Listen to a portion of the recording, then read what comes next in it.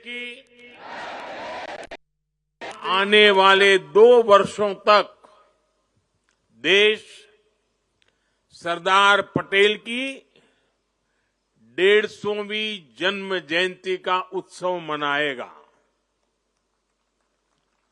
ये भारत के प्रति उनके असाधारण योगदान के प्रति देशवासियों की कार्यांजलि है। 2 वर्ष का ये उत्सव एक भारत श्रेष्ठ भारत के हमारे संकल्प को मजबूत करेगा। ये अवसर हमें सीख देगा कि असंभव से दिखने वाले काम को भी संभव बनाया जा सकता है। जब भारत को आजादी मिली थी तो दुनिया में कुछ लोग थे जो भारत के बिखरने का आकलन कर रहे थे, और अभी हमने सरदार साहब की वाणी में उसका विस्तार से बयान सुना। उन लोगों को जरा भी उम्मीद नहीं थी कि सैकड़ों रियासतों को एकजुट करके फिर से एक भारत का निर्माण हो पाएगा। लेकिन सरदार साहब ने ये करके दिखाया। ये इसलिए संभव हुआ क्योंकि सरदार साहब व्यवहार में यथार्थवादी, संकल्प में सत्यवादी, कार्य में मानवतावादी और ध्येय में राष्ट्रवादी थे। साथियों, आज हमारे पास छत्रपति शिवाजी महाराज की प्रेरणा भी है। उन्होंने आक्रांताओं को खदेड़ने के लिए सबको एक किया। ये महाराष्ट्र का रायगढ़ किला आज भी साक्षात वो गाथा कहता है। छत्रपति शिवाजी महाराज ने रायगढ़ के किले से राष्ट्र के अलग अलग विचारों को एक उद्देश्य के लिए एकजुट किया था। आज यहां एकता नगर में हम रायगढ़ के उस ऐतिहासिक किले के उसकी छवि हमारे सामने प्रेरणा का प्रतीक बन के खड़ी है। रायगढ़ किला सामाजिक न्याय, देशभक्ति और राष्ट्र प्रथम के संस्कारों की पवित्र भूमि रहा है। आज इसी पृष्ठभूमि में हम विकसित भारत के संकल्प की सिद्धि के लिए यहां एकजुट हुए हैं। साथियों, बीते 10 वर्ष तक भारत की एकता और अखंडता के लिए ये कालखंड अभूतपूर्व उपलब्धियों से भरा रहा है। आज सरकार के हर काम, हर मिशन में राष्ट्रीय एकता की प्रतिबद्धता दिखती है। इसका एक बड़ा उदाहरण है हमारा ये एकता नगर। यहां स्टैच्यू ऑफ यूनिटी है और इसके सिर्फ नाम में यूनिटी है ऐसा नहीं है, इसके निर्माण में भी यूनिटी है। इसको बनाने के लिए पूरे देश के कोने कोने से, देश के किसानों के पास से खेत में उपयोग किए औजार का लोहा पूरे देश से यहां लाया गया, क्योंकि सरदार साहब लोह पुरुष थे, किसान पुत्र थे। इसलिए लोहा, और वो भी खेत में उपयोग किए औजार वाला लोहा यहां लाया गया। यहां देश के हर कोने से वहां की मिट्टी लाई गई है। इसका निर्माण स्वयं में एकता की अनुभूति कराता है।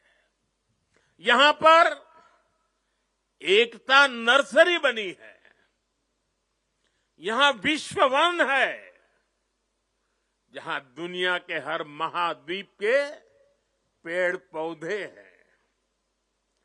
यहां चिल्ड्रन न्यूट्रिशन पार्क है, जहां पूरे देश की हेल्दी फूड हैबिट्स के दर्शन एक ही जगह पर होते हैं।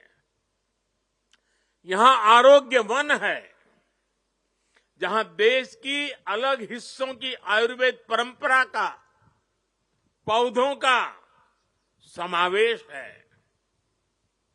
इतना ही नहीं, यात्रियों के लिए यहां एकता मॉल भी है, जहां देश भर के हैंडीक्राफ्ट्स एक ही छत के नीचे मिलते हैं। और साथियों, ये एकता मॉल सिर्फ यहीं पर है ऐसा नहीं, हम देश के हर राज्य की राजधानी में एकता मॉल के निर्माण को प्रोत्साहन दे रहे हैं। एकता का यही संदेश हर वर्ष होने वाली एकता दौड़ से भी मजबूत होता है। साथियों, एक सच्चे भारतीय होने के नाते हम सभी का कर्तव्य है कि हम देश की एकता के हर प्रयास को सेलिब्रेट करें, उत्सव उमंग से भर दे। ऊर्जा, आत्मविश्वास, हर पल नए संकल्प, नई उम्मीद, नए उमंग, यही तो सेलिब्रेशन है। जब हम भारत की भाषाओं पर बल देते हैं, उससे भी एकता की एक मजबूत कड़ी हमें जोड़ती है। नई राष्ट्रीय शिक्षा नीति में हमने भारतीय भाषाओं में पढ़ाई पर विशेष बल दिया है। और आप सबको पता है, और देश ने गौरव भी अनुभव किया, दुनिया भर में उसे उत्सव के रूप में बनाया गया। वो कौन सा निर्णय था? हाल में ही सरकार ने मराठी भाषा, बांग्ला भाषा, असमिया भाषा, पाली भाषा और प्राकृत भाषा, इन भाषाओं को शास्त्रीय भाषाओं का दर्जा दिया है। सरकार के इस फैसले का सभी ने दिल से स्वागत किया है। और हम हमारी भाषा को मातृभाषा कहते हैं। और जब मातृभाषा का सम्मान होता है ना, तो हमारी अपनी माता का भी सम्मान होता है। हमारी धरती माता का सम्मान होता है और हमारी भारत माता का सम्मान होता है। भाषा की तरह ही आज देश भर में चल रहे कनेक्टिविटी के काम, जोड़ने के काम भी देश की एकता को मजबूत कर रहे हैं। रेल हो, रोड हो, हाईवे हो और इंटरनेट जैसे आधुनिक इंफ्रास्ट्रक्चर ने गांव को शहरों से जोड़ा है। जब कश्मीर और नॉर्थ ईस्ट की राजधानियां रेल से जुड़ती हैं, जब लक्षद्वीप और अंडमान निकोबार द्वीप अंडर सी केबल से तेज इंटरनेट से जुड़ते हैं, जब पहाड़ों पर लोग मोबाइल नेटवर्क से जुड़ते हैं, तब विकास की दौड़ में पीछे छूट जाने का भाव समाप्त हो जाता है। आगे बढ़ने की नई ऊर्जा अपने आप जन्म लेती है। देश की एकता का भाव सशक्त होता है। साथियों, पहले की सरकारों की नीतियों में और नीयत में भेदभाव का भाव भी देश की एकता को कमजोर करता रहा है। बीते 10 वर्षों में देश में सुशासन के नए मॉडल ने भेदभाव की हर गुंजाइश समाप्त की है। हमने सबका साथ, सबके विकास का रास्ता चुना है।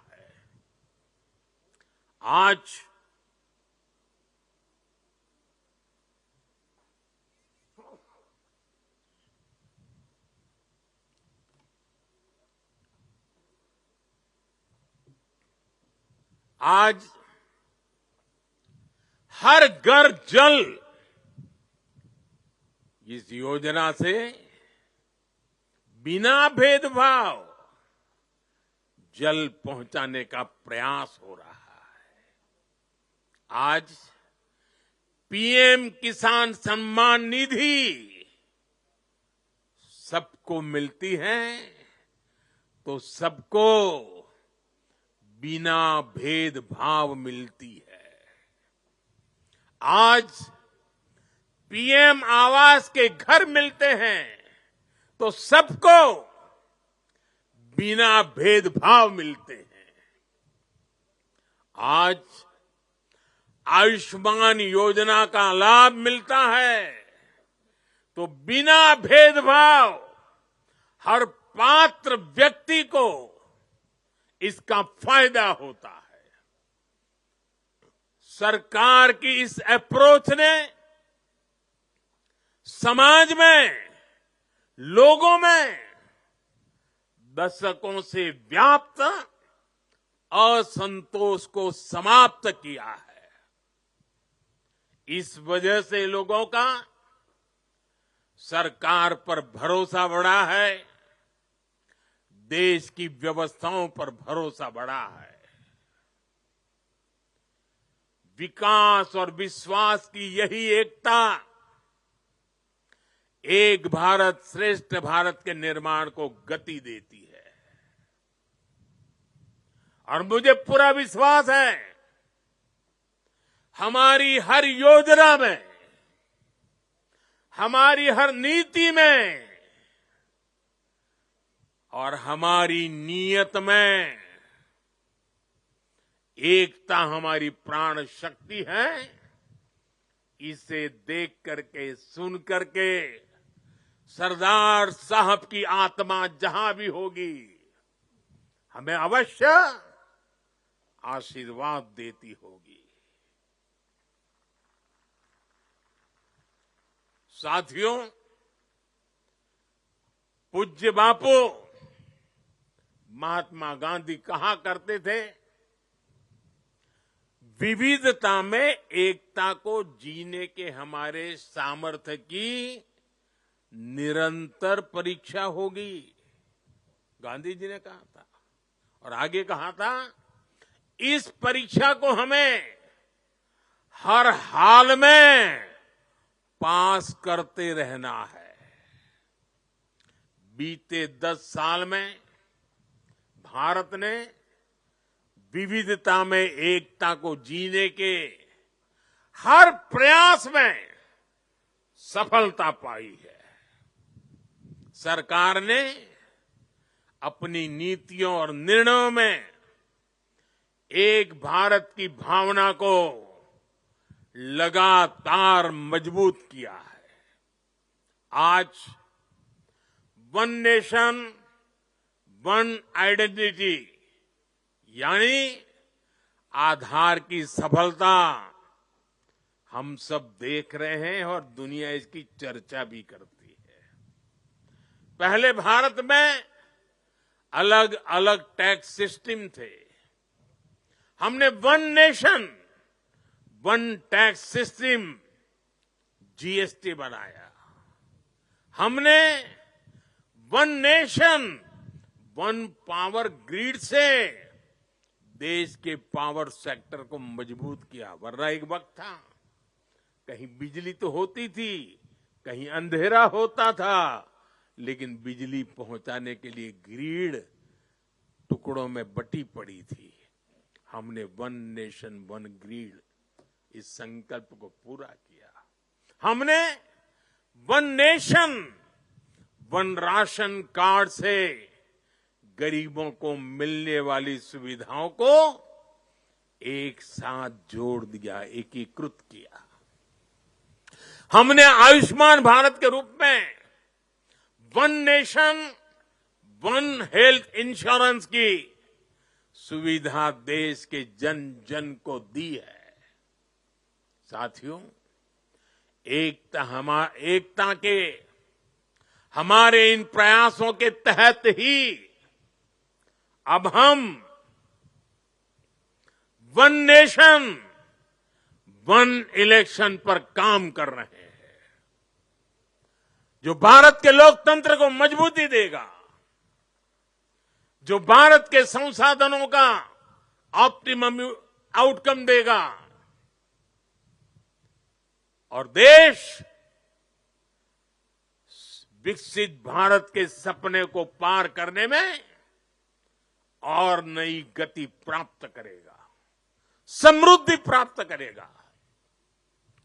भारत आज one nation one civil code यानी सेक्युलर सिविल कोड की तरफ भी बढ़ रहा है। और मैंने लाल किले से इस बात का जिक्र किया था। इसके भी मूल में सामाजिक एकता, सरदार साहब की बात ही हमारी प्रेरणा है। इससे अलग अलग सामाजिक वर्गों में भेदभाव की जो शिकायत रहती है, उसे दूर करने में मदद मिलेगी। देश की एकता और मजबूत होगी, देश और आगे बढ़ेगा, देश एकता से संकल्पों को सिद्ध करेगा। साथियों, आज पूरे देश को खुशी है कि आजादी के 7 दशक बाद देश में एक देश एक संविधान का संकल्प भी पूरा हुआ है। सरदार साहब की आत्मा को मेरी ये सबसे बड़ी श्रद्धांजलि है। देशवासियों को पता नहीं है, 70 साल तक बाबा साहब आंबेडकर का संविधान पूरे देश में लागू नहीं हुआ था। संविधान की माला जपने वालों ने संविधान का ऐसा घोर अपमान किया था। कारण क्या था? जम्मू कश्मीर में आर्टिकल 370 की दीवार, आर्टिकल 370 जो देश में दीवार बन के खड़ी थी, संविधान को यहां रोक देती थी, वहां के लोगों के अधिकारों से उनको वंचित रखती थी, वो धारा 370 को हमेशा हमेशा के लिए जमीन में गाड़ दिया गया है। पहली बार वहां इस विधानसभा चुनाव में बिना भेदभाव को वोट डाले गए। पहली बार जम्मू कश्मीर में मुख्यमंत्री ने आजादी के 75 साल के बाद पहली बार भारत के संविधान की शपथ ली है। ये दृश्य अपने आप में भारत के संविधान निर्माताओं को अत्यंत संतोष देता होगा, उनकी आत्मा को शांति मिलती होगी, और ये भी संविधान निर्माताओं के प्रति हमारी नम्र श्रद्धांजलि है। मैं इसे भारत की एकता के लिए एक बहुत बड़ा और बहुत ही मजबूत पड़ाव मानता हूं। जम्मू कश्मीर की देशभक्त जनता ने अलगाव और आतंक के बरसों पुराने एजेंडे को खारिज कर दिया है। उन्होंने भारत के संविधान को, भारत के लोकतंत्र को विजयी बनाया है। अपने अपने वोट से 70 साल से चल रहे अपप्रचार को ध्वस्त कर दिया है।